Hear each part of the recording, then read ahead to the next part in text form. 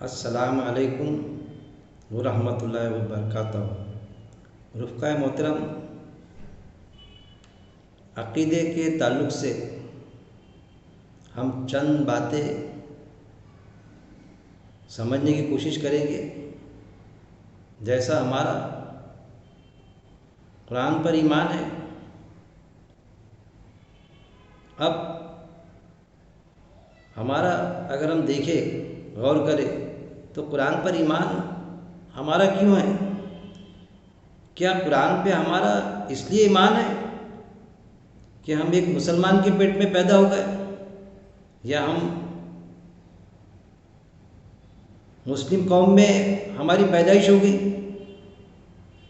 اس لیے ہمارا ایمان ہے؟ ہاں، یہ الگ بات ہے کہ ہم کو جنم کے ساتھ میں، پیدائش کے ساتھ میں اللہ نے ایمان عطا کیا، لیکن شعوری مسلم کسے کہتے ہیں وہ بھی ہم نے سمجھنا چاہیے کہ ایمان والا شعوری مسلم بنے، شعور کے ساتھ میں۔ کیونکہ اگر ہم شعوری مسلم نہیں بنے تو پھر ہم کیا کریں گے؟ باپ داداؤں کی ریتی رواجوں کی پیروی کریں گے، جس کی قرآن میں اللہ نے ممانعت کیا۔ یہ نہیں کہا کہ بزرگوں کے پیٹرن پر، ان کے طریقہ کار پر نہیں چلنا چاہیے، لیکن اگر ان کے طریقے غلط ہو تب بھی کیا تم تمہارے بزرگوں کی پیروی کرو گے؟ وہ غلط پر ہو تب بھی؟ اس طرح سے اللہ نے بتایا۔ تو شعوری مسلم بننے کے لیے ہمیں کچھ چیزوں پر، کچھ باتوں پر غور کرنا چاہیے۔ جیسا ایک عام انسان جو ایمان لاتا ہے، اگر ہم غیر جانبدارانہ مزاج سے سوچیں تو کیا سوچتا ہو؟ اس کے ذہن میں ایک چیز ہوتی، کوئی تو ہے جو نظام ہستی چلا رہا ہے۔ یہ عقلی دلائل کے ساتھ میں اس کے ذہن میں آتا کہ سارا کاروبار، سورج کا مشرق سے نکلنا، مغرب میں ڈوبنا، بغیر ستون کا آسمان، یہ جو چیزیں ہیں، تو کوئی ایسی شکتی ہے، کوئی ایسی طاقت ہے جو یہ کاروبار پورا چلا رہی ہے۔ تو پھر سوچتا ہوں طاقت کون سی ہے؟ وہ طاقت کئی ہے یا ایک ہے؟ تو سمجھتا سب کے سپر پاور ایک کوئی طاقت ہے جو یہ ساری باتیں چلا رہی ہے۔ پھر غور کرتا تو اس کو پتہ چلتا ہے ایک طاقت ہے، اس کو نام بلاتا ہو اللہ کے نام سے، کوئی ایشور کے نام سے۔ قرآن میں اللہ نے جیسا فرما دیا، اللہ کے کئی نام ہیں۔ لوگ بتاتے ہیں 99 نام ہیں، لیکن قرآن میں اللہ نے بتایا کئی نام ہیں، کسی بھی اچھے نام سے بلا لو، اللہ کو پکار لو۔ تو ہم اس پر غور کریں گے کہ یہ جو ساری باتیں، قرآن پہ ہمارا عقیدہ ہونا، ہم ایمان والے اس کی دعوے داری پیش کرنا، ساتھ میں یہ دعوے داری پیش کرنا کہ ہماری جنت تو ہماری وراثت ہے، بے شک وراثت ہے، لیکن اس کے کچھ اصول بھی ہے کہ آپ کو وراثت کس کنڈیشن میں ملے گی، وہ سوچنا چاہیے ہمیں۔ جیسا قرآن میں جو آیت ہے 12 ہم پڑھتے ہیں، اللہ فرماتا ہے ہم نے قرآن کو سمجھنے کے لیے آسان کر دیا۔ کئی مقامات پر آتا ہے کوئی سمجھنے والا، ہم نے نصیحت کے لیے آسان کر دیا قرآن کو، تو ہے کوئی نصیحت حاصل کرنے والا؟ اب جہاں یہ معاملہ آتا قرآن کو سمجھنے کے لیے آسان کر دیا، اور یہ سمجھنا ہم عربی زبان تک کے محدود کر کے رکھ لیں کہ بھئی ہم کیا کریں، ہم کو تو عربی نہیں آتی، گویا ہم قرآن کو سمجھیں گے ہی نہیں۔ اگر ہم سمجھیں گے تو بہک جائیں گے۔ ارے بھائی قرآن مت پڑھیے، ترجمانی اس کی، آپ بہک جائیں گے۔ بہت سے بہک جاتے اس سے، اس طرح سے ہم کو بتایا جاتا، اس پر بھی میرے درس قرآن ہے۔ تو پہلا تقاضا جو ہوتا قرآن کا، انسان کا پہلا تقاضا ہے کہ وہ سمجھے اس بنانے والے کو، پوری کائنات کو، اس کو پہچانے کہ ہے وہ ایک اللہ ہے، ایک ایشور ہے، پھر اس کی کتاب کہ اللہ نے کتاب بھیجی، وقتاً فوقتاً اس کی گائیڈ لائن، پراسپیکٹس اللہ کا، دین زندگی گزارنے کے طریقے کے لیے، اور وقتاً فوقتاً انبیاء اکرام 1,24,000 جیسا آتا ہم کو حدیث میں، قرآن میں صرف 25-26 نام ہیں، وہ بھیجے اللہ نے، اور آخری نبی آپ صلی اللہ علیہ وسلم حضرت محمد صلی اللہ علیہ وسلم، اس پر ہمارا ایمان ہونا چاہیے ایک ایمان والے کی حیثیت سے۔ اور جب اس پر ہمارا ایمان رہے گا تو وہی چیزیں ہم دوسروں کو دعوتی شکل میں پہنچائیں گے کہ دراصل اسلام کیا ہے۔ تو پہلے تو ہمارا یہ کہ قرآن سمجھنے کے لیے آسان ہے، پھر سمجھ گئے کہ بھئی چلو قرآن سمجھ میں آ گیا تو پھر نصیحت کے لیے آسان ہے۔ نصیحت یعنی عمل کرنا، قرآن کی جو بات ہے اس پر عمل کرنا۔ دراصل قرآن میں ہے کیا یہ بھی ہم سمجھیں، قرآن میں اس کے علاوہ کچھ بھی نہیں ہے کہ ہم نے ہماری زندگی میں کیا کرنا کیا نہیں کرنا۔ جیسا قرآن میں آیت ہے جو نافرمانی سے بچ گیا وہ کامیاب ہو گیا۔ ایک بھی اگر نیکی نہیں کیا اس نے، صرف نافرمانی نہیں کی، تو اس کی جنت کی ضمانت ہے اللہ کے پاس میں کہ جو نافرمانی سے بچ گیا وہ کامیاب ہو گیا۔ یہ بھی آیت ملتی، بچاؤ اپنے آپ کو، اپنے اہل ویال کو دوزخ کی آگ سے، کہ جس کا ایندھن انسان اور پتھر ہوں گے۔ اپنے آپ کو بھی بچانا ہے دوزخ کی آگ سے، اور اپنے اہل ویال تک کی بھی قرآن کی بات پہنچانی ہے۔ گویا کہ سمجھنے کے لیے قرآن آسان اور ہم سمجھنے کو تیار نہیں، نصیحت کے لیے آسان اور ہم نصیحت لینے کو تیار نہیں۔ یہ ساری باتوں کو بھی ہم کو سمجھنا پڑے گا، سمجھنا پڑے گا قرآن کی ایک ایک آیت کو، غور و تدبر کرنا پڑے گا۔ جیسا سورہ الفرقان میں آتا، رحمان کے بندوں کی صفت آیت نمبر 73 میں 73 میں، رحمان کے بندوں کی کیا صفت ہے؟ ہماری آیتوں پر غور و تدبر کرتے، اندھے بہرے ہو کے نہیں گھستے ہماری آیتوں میں، اس پر غور و تدبر کرتے۔ یعنی کسی نے، میں نے یا کسی بڑے عالم، کسی جید عالم نے بھی بتا دیا کوئی آیت کسی ریفرنس کے حوالے کے ساتھ میں، کوئی بات سمجھنے کے لیے، سمجھانے کے لیے، تو ہم اس آیت پر خود بھی غور و تدبر کریں گے۔ ہم جب ہم غور و تدبر کریں گے تو پھر سوال ہی پیدا نہیں ہوتا کہ غور و تدبر کے بعد میں پھر سوالیہ نشان کھڑے ہوں گا۔ پھر جب بات ہمارے سمجھ میں نہیں آئے گی تو ہم یہ پیش کریں گے کہ پھر یہ فلاں شخص نے، فلاں عالم صاحب نے جو کہی، تو اس پر یہ تو سوال، پرشن چنہ پیدا ہو گیا۔ تو ہم سوال کریں گے کہ بھئی یہ کیسا، فلاں آیت ہے اس کی میننگ تو ایسی ہے، یہ آپ نے کیسا بتا دی، اس کی ترجمانی تو ایسی ہے، یہ لفظ کے تو یہ معنی ہے، یا آپ کسی بات کے ذریعے، حدیث کے ذریعے سے یہ آیت سے ٹکرانے والی بات کیسے سمجھا رہے ہیں۔ تو پھر ہمارے کانسیپٹ کو کلیئر کرے گا کہ نہیں بھائی یہ ایسا نہیں ایسا ہے، تو اس بات کو ہم مان لیں گے۔ لیکن اگر وہ ہمارے سوال ہی سننے کے لیے تیار نہیں کہ بھئی کسی عالم نے بتا دیا، سوال مت کیجیے آپ، ہمارا فیصلہ ہو گیا، ہم سمجھانے کو تیار نہیں آپ کو، عالموں کی کسی بات پر آپ سوال کھڑا کرتے، تو اسلام میں سوال کی اجازت ہے۔ وقت کے خلیفوں سے سوال کیے گئے، منع نہیں کیے گئے۔ پھر سوال، جب اجازت ہے سوال کرنے کی، تو انسان اپنا سوال، کوئی بات سمجھ میں نہیں آئی، سوال رکھے گا۔ اب جو ہم کو سمجھا رہا ہے اسلام کی کوئی بات، کوئی آیت سمجھا رہا ہے یا کوئی مسئلہ سمجھا رہا ہے، تو اس کو سوال آسانی سے لے اور ہم کو سمجھائے۔ ایک بار سمجھ میں نہیں آیا تو بار بار سمجھائے، لیکن دیکھنے میں یہ آتا ہے اکثر و بیشتر کہ ایک تو سوال کرنے والے آپ کو کم ملیں گے، کہ لوگ علماء حضرات سے یا کسی مجلس میں یا مجلس کے علاوہ کہیں تو زیادہ تر 75% سوال کرنے کی اجازت ہی نہیں ہے۔ اب جہاں پر ہے 80% بولیے 85%، لیکن کچھ اجتماعیت ایسی ہے کہ وہاں پر اجازت ہے سوال کرنے کی، کہ سوال کر سکتے آپ یا کرنا چاہیے۔ لیکن جب سوال کیا جائے وہاں پر تو برا لگتا ان کو پھر کہ بھئی آپ نے کیسا، ایک بار سوال کا جواب دے دیں گے، 2 بار جواب دے دیں گے سوال کا، 3-4 بار کیا اس نے، یا اس کا یہی رویہ ہے سوال کرنے کا، یا ایک ہی سوال کو اس نے بار بار ریپیٹ کیا۔ یہ بھی ہوتا کبھی کبھی کسی معاملے کے اس میں ہم سوال کرتے کسی سے، کسی معتبر شخصیت سے، کوئی درس قرآن دینے والے سے یا کوئی عالم شخصیت سے، وہ ہم کو جواب دے دیتا، تو وہاں پر ہم ہو جاتے، آنسر مل جاتا ہم کو، لیکن ہم ملنے کے بعد بھی مطمئن نہیں ہوتے،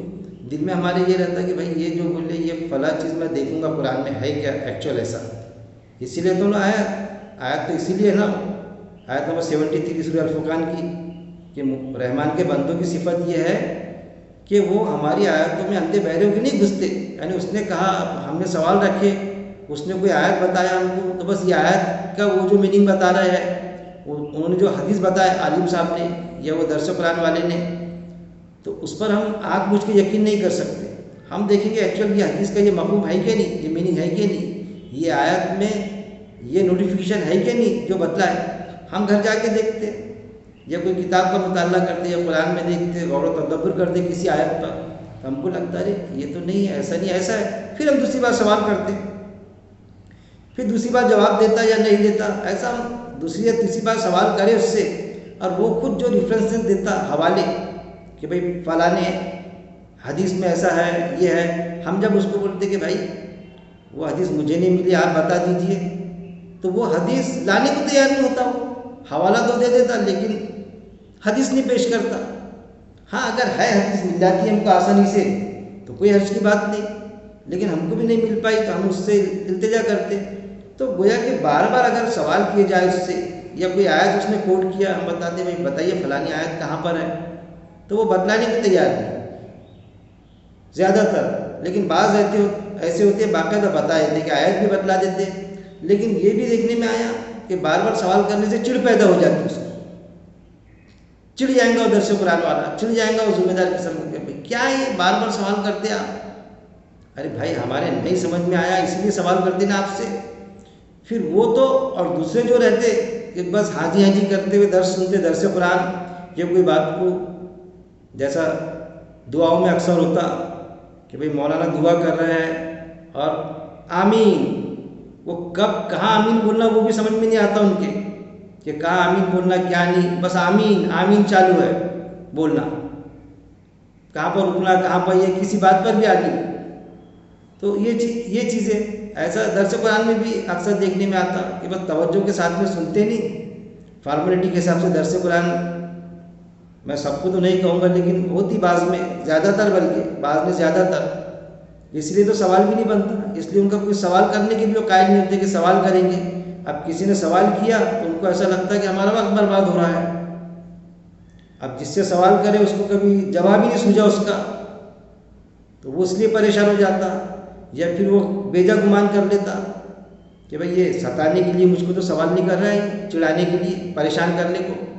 کہ بار بار آ کے سوال کرتا، ہمیشہ یہی شخص سوال کرتا، دوسرے تو سوال ہی نہیں رکھتے، یہ بھی ہوتا،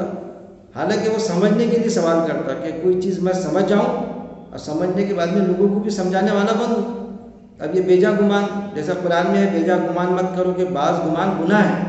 اب اگر وہ ستانے کے لیے سوال کرتا تو دے گا اس کا جواب اللہ کو، دلوں کے راز تو اللہ جانتا، جیسے میرے میں بہت عادت ہے سوال کرنے کی، کہیں بھی درس قرآن سنوں گا میں تو میرا سوال بنا، اگر ایک میرا اپنا کانسیپٹ رہتا جو آیات کو میں سمجھتا، جس چیز پر میں غور و تدبر کرتا اس سے ہٹ کے اگر کسی نے کہا تو میرا سوال بنتا، تو میں سوال کرتا اس پر، وہ بات اگر میرے کو برابر مناسب نہیں لگی تو میں پھر سوال کرتا، بار بار سوال کرتا، کلیئر کرتا میرے سوال کو، اس نے جو ریفرنس دیا میں وہ دیکھ کے آتا، اس میں مطمئن نہیں ہوا میں کہ بھئی آپ نے جو ریفرنس دیے تو وہ تو بات کچھ الگ پیرامہ میں لے جاتی، وہ اس کا مضمون دوسرا ہے، اس سے ہٹ کے آپ نے اس کو اس سے جوڑ دیا، پھر میں سوال کرتا تو اس کو کسی کو چڑ پیدا ہو جاتی ہے بات سے کہ بھئی آپ ایسا، یعنی وہ یہ سمجھتا ہے کہ بھئی مجھے ستانے یا پریشان کرنے تو سوال نہیں کیا جا رہا ہے، تو یہ بھی غلط فہمیوں کا شکار ہو جاتا ہے انسان، ایک نیک انسان ہونے کے باوجود بھی۔ تو گویا کہ کہنے کا مطلب میرا یہ کہ سوال کرنا چاہیے، سوال کرنے والے کو کتنی بھی چڑ پیدا ہو جائے اس وقت تک کہ کرنا جب تک کہ وہ اپنے مجلس سے اپنے کو برخاست نہ کرتے کہ بھائی آپ نہ آیا کریں یہاں پر، جب تک کہ سوال کرنا. یہ بھی ہوتا کہ وہ نائب بھلا ہی نہ کہے نہ فرمائے ایسا، باقی سب یہ تاثرات دیتے کہ بھائی یہ شخص نہیں آنا چاہیے کیونکہ یہ سوال کرتا. تو پھر ایسے وقت میں بھی تھوڑا کچھ دن کے لیے یا پھر جب تک کہ معاملہ یہ لگا کہ اپنی وجہ سے کوئی وہاں پر اس مجلس میں درس قرآن میں آنا بند کر دے رہا ہے کوئی شخص، ہم تو کافی سالوں سے سن رہے ہیں درس کو، لیکن اس شخص کو بھی موقع ملنا چاہیے کہ سنے وہ، لیکن اب وہ جاگرکتا کے ساتھ میں نہیں سن رہا ہے تو اب اس کا وہ دے گا، لیکن وہ مجلس میں آنا بند کر دے. اس کے تحت یہ فیصلہ لینا پڑتا ہے حکمت کے تقاضے سے، یعنی حکمت یعنی فیصلہ کہ بھائی چلو اس مجلس میں جانا بند کر دو. یہ تو نہیں ہو سکتا کہ بھائی اس مجلس میں سوال ہی کرنا بند کر دو. اب جب سوال ہی کرنا بند کر دیں گے تو پھر تو یہ ہو جائے گا کہ جو بات غلط بھی آ رہی ہے وہاں پر تو ہم تسلیم کرتے جا رہے ہیں. یہ ہوتا نا کہ ایک مجلس میں ہم اگر نہیں جاتے ہیں کسی دعوت میں، کھانا غلط ہے یا جو بھی ہے، مجلس میں جاتے ہیں تو کھانا کھانا پڑے گا، کھانے کی دعوت دیے تو، یا پھر آپ نہیں کھانا چاہتے تو کوئی ضرورت نہیں اس دعوت میں جانے کی، اس دعوت میں اٹینڈ بھی کریں گے دعوت کو اور پھر کھانا بھی نہیں کھائیں گے، تو یہ مناسب بات نہیں ہے، یہ بد اخلاقی ہوتی ہے. تو میں سمجھتا کہ جب مجلس میں اجازت ہے سوال کرنے کی تو سوال کرنا چاہیے، جو سوال کر سکتا کرنا چاہیے، اس میں اتنی ایبیلٹی ہے سوال کو کرنے کی. لیکن کسی کو برا لگتا تو بھائی برا لگتا اس لیے میں بیٹھتا وہاں پر لیکن سوال نہیں کرتا، تو پھر اس مجلس میں جانے کی ضرورت نہیں ہے، کوئی ضرورت نہیں وہاں پر جانے کی. ایسا میں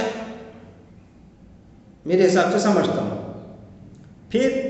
یہ تو سوالوں کا ہو گیا. اب یہ بھی دیکھنے میں آیا لوگوں کو کہ بھائی جیسے اسلام میں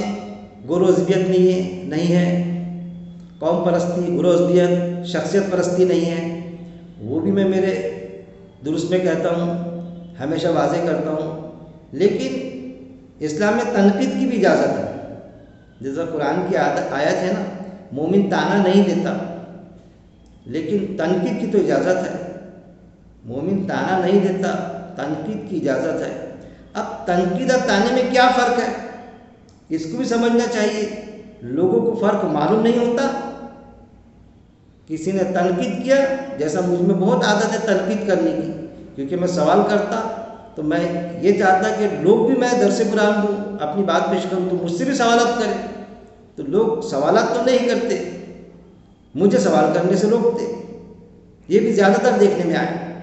کیونکہ سوال کرنے سے میرے کنسیپٹ کلیئر ہوتے. کسی نے سوال کیا تو اس کا کنسیپٹ کلیئر ہوتا. پھر اپنے بھی خیال میں آتا کہ جو جیسے سوالات کرے گا اتنی تربیت ہوتی ہے ہماری کہ کیسے کیسے لوگوں کے ذہن رہتے، کیسے کیسے سوالات لوگ پیش کرتے، تو ہمارا بھی ایک مطالعہ بڑھتا اس سے. اب جس کو مطالعے کرنے کی ضرورت نہیں، لکیر کا فقیر ہے، ایک اپنی چیز اس نے بنا لیا، اس کے حساب سے چلنے کا ہے، تو سوال کرنے سے کچھ بات جو معلوم نہیں ہوتی ہم کو معلوم ہو جاتی ہے. تو پھر ہمارا کنسیپٹ کلیئر کر لیتے کہ بھائی ایسا نہیں ایسا، ہاں یہ آپ کی بات بہت بہترین لگی ہے، تو مجھے بھی نہیں معلوم تھا. کبھی کوئی ہم سے سوال کرتا تو ہم کو بات معلوم ہو جاتی، تو ہم اس کو بتلاتے کہ ہاں یہاں تو میری بھی غلطی ہو رہی تھی، تو اپنی بھی درستی ہو جاتی. یہ چیز ہے. اسی لیے تنقید کی بھی اجازت ہے، لیکن مومن تانا نہیں دیتا. اب لوگ تنقید کو تانا سمجھ لیتے.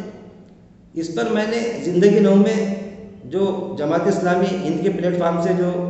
ماہانہ ایک کتابچہ جو شائع ہوتا، اس میں میں نے میرا آج سے 10-12 سال پہلے ایک میرا مضمون بھی شائع کیا اس میں تنقید پر. کیونکہ لوگ جنرلی یہ بتلاتے